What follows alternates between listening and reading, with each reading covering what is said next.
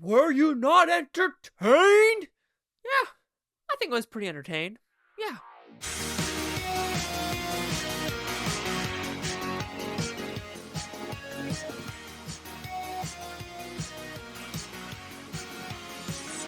Chase Lehocky here with the Blue Futon reviewing Gladiator 2. So what's about? Pretty simple premise.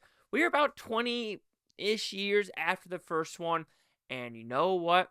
Gladiator fights are going to happen now with Pedro Pascal, Denzel Washington, Paul Mescal. And we're also bringing back some cast from the original, like Connie Nielsen and some of the senators as well. And we got to figure out, will Rome be like it's supposed to be? How it's kind of free for the people, or is it about to just go down like usually empires do? Alright, so when talking about the 4DX experience, I was actually pleasantly surprised with this movie, because I was going in thinking, oh, this is going to be a couple battle sequences here and there, some sword play. I don't think it's going to be that gravitas. But they actually did a really good job with the water effect, because there's a pretty good amount of water effects, especially with the blood, and like they said, the shark scene, which is kind of a little goofy, but it still freaking works. Every time there is a battle sequence, though, the chairs are moving like jankiness, because it's like pew, pew, pew, pew, and how it's edited, so it does put you into the battle sequence of like, oh, arrows coming at me, oh, look out, here, there, here, go, go, go, go, boom, boom, boom, boom. And so, yes, it was, and also every time you're on a boat, or we're seeing the landscape of the sky, or checking the gravitas of Rome, we are getting that swirling look of like you're in the sky looking down below with the bird's eye view. So that is a really good experience as well.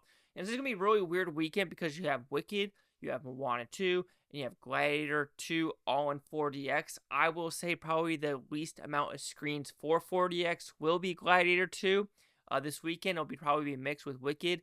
But when Moana 2 comes in, I would be really surprised if Gladiator 2 even gets a 4DX showing after Tuesday of next week. So, if you have a chance to go see, Gladiator 2 and 4DX, I recommend it with nice movements, jankiness that actually works to act like you're part of the battle, and good water effects to equal that blood. So, did I like this film? I was entertained. People are asking, is it better than the first one? No. It's after watching the first one, a couple of days ago, then watching the second one. I mean, the grittiness and just the overall like gravitas of the original still holds up compared to the second one. For example, like I said in the first out of the theater reaction review is, how in the very beginning with Russell Crowe had that, German versus Rome battle, and that's kind of like the whole Kingdom of Heaven, how you have that darkness, grittiness here. The movie's more shiny to an extent where you're just like, okay, I understand that we're going to go that route. And I understand that we kind of want to go the dark-ish route when it comes to like the riots that are going to occur in Rome if all these people are starting to die that shouldn't die, that the actual people like. And there was a good moments there, but just the overall like grittiness, gravitas, it wasn't as grand as the first one. But that doesn't mean the second one has its moments where you're like, oh shit, that is good. But also some moments where you're just like, where do they get those sharks? And so it's one of the pauses. Denzel Washington hits it out of the park. Paul Mescal knocks it out of the park. Pedro Pascal does a good job, even though you'll be shocked how little he actually is in this movie.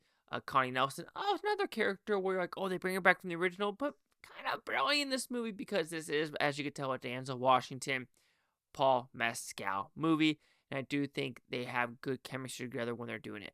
The battle sequences, it's almost I don't want to say a carbon copy of the first one, but it goes to like a big battle in the beginning, shenanigans ensues, couple battles in the arena, and then you have the final like, oh snap moment, what is going to happen to these characters.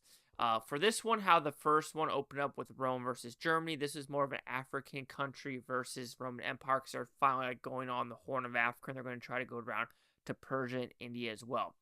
And so you get that good, battle, and it's kind of good that you don't get to know some of the characters that die, because it's more of like, wham, bam, thank you, ma'am. Let's continue on with this story.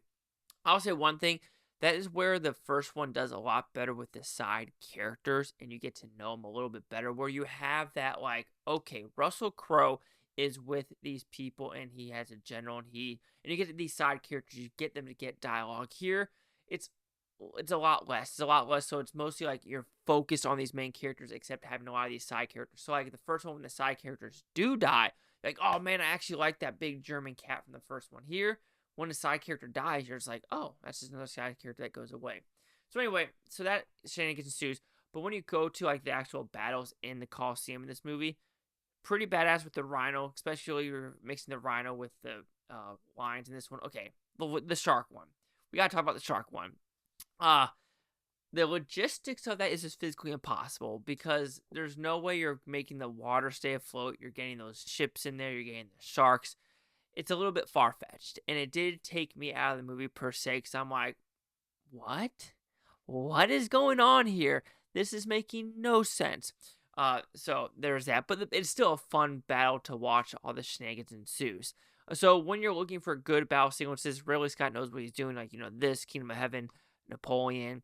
We have to go on. It keeps going on and on how he's doing it. I'll say one thing when you're comparing this to Napoleon that came out last year. I think the Napoleon battle sequences were a lot less, but it's hard to beat that frozen lake scene. In this one, you have some good moments, but that is craziness. Special effects this movie, pretty damn good. Because if Napoleon's going to get an Oscar nomination, then I'm pretty sure Gladiator 2 will for special effects as well. So when talking about the story, you do get a lot more of like the political aspect of the shenanigans that ensues of like, the debauchery, the deceivingness of these two twin brothers, which I will say they are an interesting pair. But again, kind of like the original, we don't get to know these side characters that much. Joaquin Phoenix, I mean, he was a force to be reckoned with, and for a fact you're like, I'm kind of terrified of this cat and what he's willing to do because of what he does in the background with Connie Nelson's character.